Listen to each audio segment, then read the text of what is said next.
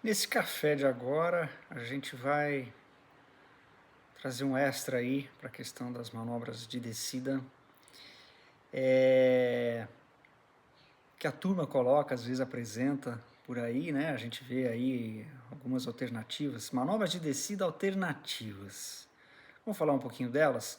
Pelo menos do que a gente percebe aí, que são, às vezes são apresentados por um ou outro piloto aí, num vídeo, mostrando como é que faz. Falar um pouquinho disso? Esse é o golinho de agora.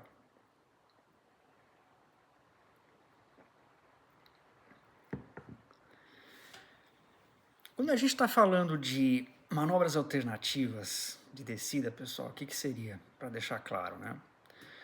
Por exemplo, além da espiral, que seria uma manobra, inclusive, pela qual o parapente passou na homologação, né?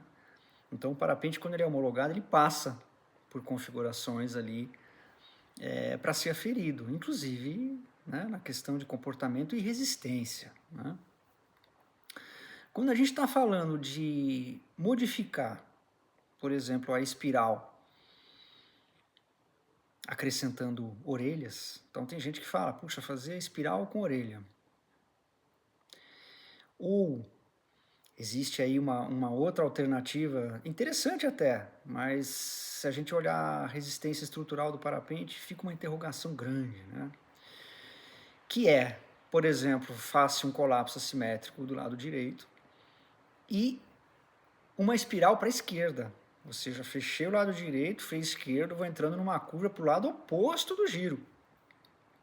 Vou incrementando essa curva mais e mais, no sentido de fazer uma espiral para o lado oposto do colapso assimétrico que o piloto faz e tem que manter.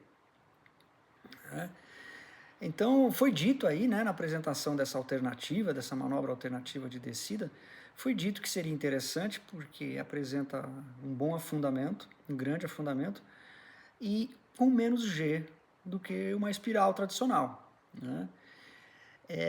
Ok, pode até ser, né, pessoal? Quem eventualmente apresentou isso deve ter testado, aferiu ali essas questões que a gente está falando. Mas fica uma interrogação grande, primeiro, e a resistência estrutural de um parapente? Né? Quando a gente fecha metade, vai fazer agora uma espiral, né, só com metade do parapente, como é que fica a carga alar ali? Como é que fica toda a questão das forças, né, às quais um parapente está sendo submetido? Então, isso não foi testado, né, no hall de exercícios, de manobras e de configurações pelos quais os parapentes passam, isso não foi testado dessa forma. Então, assim, fica uma interrogação grande, né? Até que ponto fazer isso pode danificar, pode comprometer, inclusive pode levar ao rompimento do parapente nessa configuração, por exemplo, se tiver turbulento, né? Quando a gente faz a espiral no ar turbulento, o nível de pancada que às vezes a gente sofre, quem já fez sabe do que eu estou falando, é muito forte. Agora imagina metade do parapente, metade da área em espiral, né? Ou orelhas, onde a gente já diminuiu de novo a área em espiral. Estão percebendo, pessoal? Então, assim, quando a gente está falando de recorrer a formas alternativas de descer, por exemplo, nesses dois casos que a gente está falando, é arriscado, né? É muito arriscado, fica uma interrogação grande. Se o parapente é uma vela A ou um B com bastante linha, que em tese aguenta mais, né? Então são velas mais robustas em termos de tolerância à força G mais forte por mais tempo, por terem mais linhas, né? São velas mais robustas. Agora, se a gente imagina, por exemplo, com a evolução das velas, a gente imagina as velas de C para cima, C, D, CCC, elas já são frágeis, todas abertas numa espiral já tem fragilidade ali, né? Elas até foram homologadas, né, nessa configuração de espiral, mas são frágeis, são poucas linhas. Fazendo um ar liso é uma coisa, fazendo um ar turbulento é outra. O parapente 0 horas de voo tem uma resistência, 100 horas de voo, uma vela com pouca linha você já sabe que, né, não aguenta a mesma coisa que quando era nova. Então, quando a gente está falando da resistência estrutural, gente, da fragilidade dos parapentes com menos linhas, que é notório, a gente sabe disso, né? São mais frágeis essas velas. Pensar em fazer espiral fechada ou então com orelha é muito arriscado, né? Eu testei isso nos cursos de segurança? Eu nem testo isso, gente. Eu nem testo porque são configurações, primeiro, que estão além daquilo que o parapente foi homologado. Então eu nem me atrevo a testar isso. E, enfim, a gente, quando observa, né, essa questão aí de, principalmente, né, de quantidade cada vez menor de linhas, ou seja, as velas cada vez menos robustas, e ainda vamos forçar, né, fazer espiral ou orelhado, ou então com colapso assimétrico, se a gente usar um pouquinho, né, a inteligência, a gente, no mínimo, fica com várias pulgas atrás da orelha para recomendar isso. Eu não recomendaria, mas eu também não tenho experiência com isso, né? E nem também fui lá aferir, testar e ver como é que o parapente aguenta isso.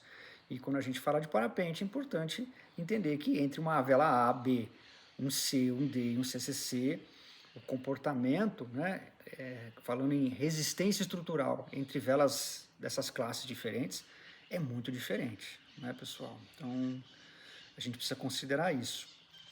Inclusive, isso sim a gente testa nos cursos de segurança. Com essas velas de poucas linhas, estamos falando aí as duas linhas, né? Os Cs hoje já tem modelos de duas linhas, os Ds, os CCCs. Inclusive, se a gente imaginar fazer espiral com esses parapentes, de preferência que o piloto faça com um paraquedinha de arrasto. Tá? O paraquedinha de arrasto a gente testou várias vezes com modelos diferentes de vela nos cursos de segurança. Ajuda bem, castiga menos o parapente e o piloto, né? Porque diminui a velocidade tangencial de rotação do corpo. O que faz a força G incrementar muito no movimento de espiral é a velocidade tangencial. Quanto mais rápido gira, maior a força G. Então, o paraquedas de arrasto, como ele fica preso ali no piloto, causa um arrasto grande ali no corpo do piloto, né? Então, esse arrasto faz com que essa curva seja mais lenta.